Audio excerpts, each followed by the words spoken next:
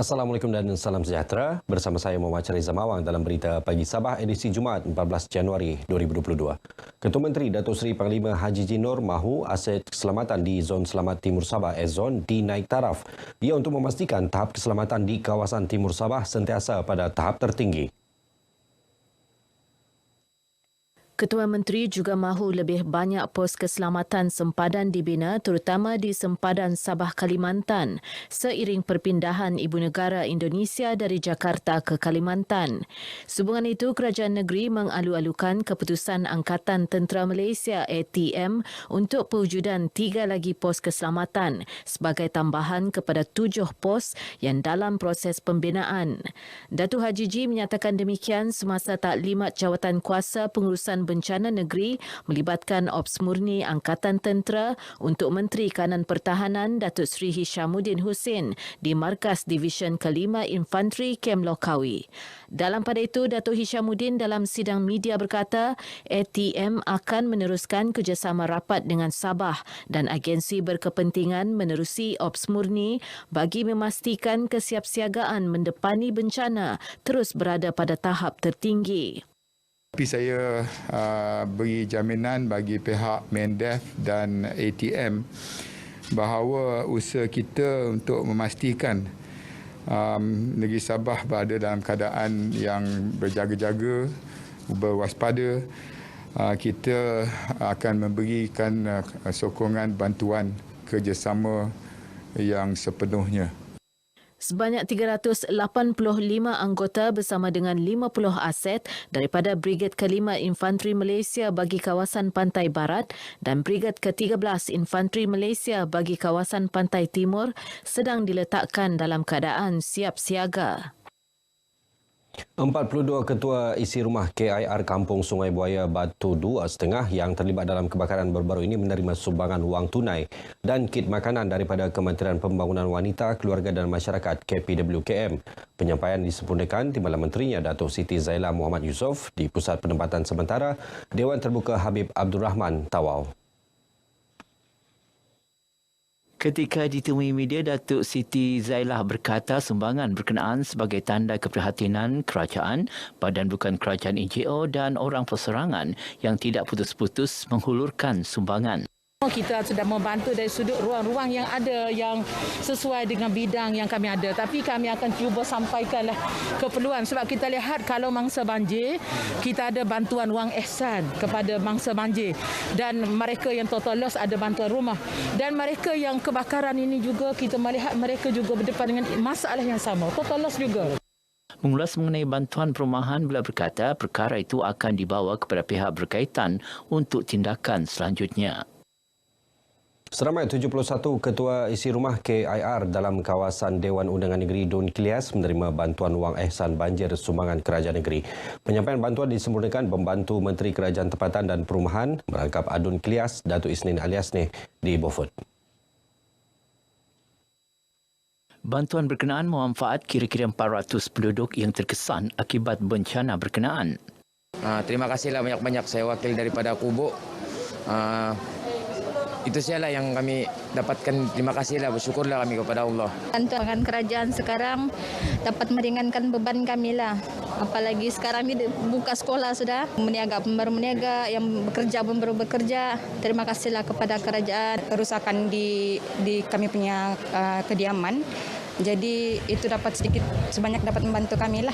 Sementara itu, Datuk Isnin mengingatkan penduduk agar sentiasa siap siaga dari semasa ke semasa mendepani sebarang bencana termasuk banjir.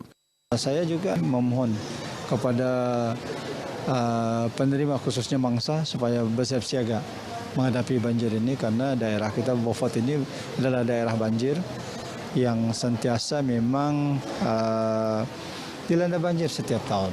Karena daerah kita ini adalah kawasan terdahan hujan. Dan kawasan lantai daerah ini sama separas dengan laut. Dalam perkembangan berkaitan, Datuk Isnin memaklumkan pihaknya sedang menelpasti lokasi sesuai bagi pembinaan 2 pusat pembinaan sementara PPS yang diluluskan di Batu 60 dan Batu 65 Beaufort. Perkembangan di Beaufort. Pemimpin dan penduduk kampung di daerah berkenaan digesa jalin kerjasama padu laksana persiapan hadapi banjir. Ini termasuk menggunakan aset penduduk kampung bagi menambah kekurangan aset agensi keselamatan dalam operasi penyelamatan sekiranya berlaku bencana. Wakil Rakyat Ramadan Roslan Muharram yang menyatakan perkara berkenaan turut memberitahu pengalaman sebelum ini dijadikan rujukan pemimpin akar umbi terdiri Wakil Rakyat, Jawatankuasa Pembangunan dan Keselamatan Kampung JPKK untuk menyiapkan diri. Kita telah menggerakkan semua JPKK yang mempunyai risiko banjir itu telah pun diarah untuk mengenal pasti bot-bot para nelayan yang mungkin kita boleh guna semasa banjir ini untuk membantu mangsa-mangsa yang perlu dipindahkan. Kita ada bomba, kita ada polis, tapi mereka juga sangat terhad. Kita perlu ada inisiatif melalui JPKK mempunyai bot ataupun perahu. Beliau ditemui pemberita selepas melancarkan Pelekat Lumadan Sejahtera kepada petugas pejabat Dun Lumadan di Beaufort. Dalam pada itu katanya Pelekat Lumadan Sejahtera bakal diserahkan kepada petugas perkhidmatan penghantaran tempahan pelanggan secara dalam talian yang bakal dilancarkan Februari depan. Perkembangan semasa COVID-19, Sabah catat penurunan kes baharu iaitu 257 kes semalam berbanding 280 kes pada hari sebelumnya. Jurucakap rasmi COVID-19 negeri Datuk Seri Panglima Masidi Manjun berkata 12 daerah catat penurunan kes harian, 9 daerah meningkat manakala 6 daerah jumlah kes harian kekal. Secara keseluruhan, 8 daerah merekodkan kes 2 angka, 15 daerah 1 angka dan 4 daerah tiada kes. Bilangan pesakit sembuh ialah 135 menjadikan jumlah kumulatif sembuh kini 235,946 orang. Tiada kluster baharu direkodkan. 3 kes kematian turut dicatatkan iaitu 2 kes di Keningau dan 1 kes di Tambunan. Baik, seterusnya kita ikuti statistik terkini kes baharu mengikut daerah dan kadar vaksinasi bagi Sabah.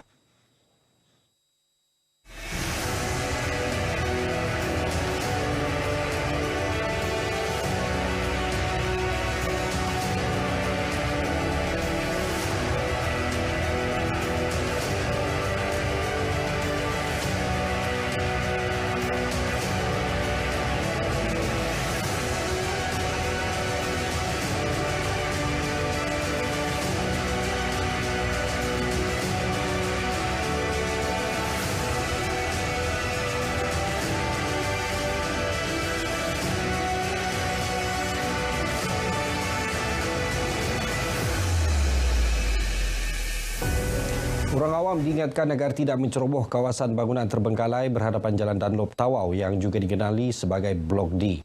Ketika menyatakan perkara itu, Presiden Majlis Perbandaran Tawau MPT, Joseph Pang berkata pihaknya akan mengambil tindakan tegas terhadap mereka yang ingkar. Laporan polis juga telah dibuat mengenai dakwaan terdapat pihak tertentu yang cuba menceroboh dan merobohkan bangunan itu. Menurut Joseph, MPT tidak bercadang untuk merobohkan bangunan itu, sebaliknya akan mengambil inisiatif lain selepas pemeriksaan dan kajian dilakukan pegawai teknikal MPT.